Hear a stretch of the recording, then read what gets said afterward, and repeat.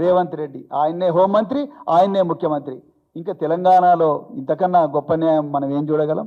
మీకు దమ్ముంటే lie detector టెస్ట్కి రావాలి, మీకు దమ్ముంటే బహిరంగ చర్చకు రావాలి, బహిరంగ చర్చకు వచ్చి నిజాలేవో ప్రజలకు చెప్పాలి. అంతవరకు బీఆర్ఎస్ పార్టీ మీరిచ్చే నోటీసులకు భయపడదు.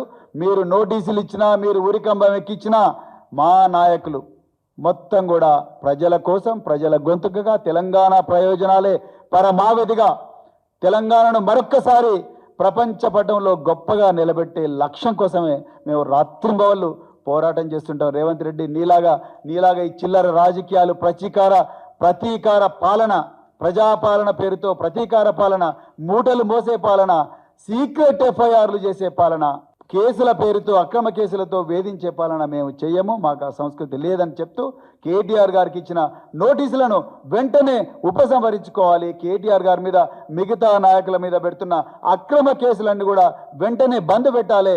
ఈ అక్రమ కేసులను వాదించడం కోసం సుప్రీంకోర్టులో కోట్ల రూపాయలు ప్రజాధనాన్ని తగలేసి తెలంగాణ ఖజానాన్ని కొల్లగొడుతున్న ఈ సంస్కృతి ఏతుందో ఆ సంస్కృతి కూడా బంద్ కావాలని డిమాండ్ చేస్తూ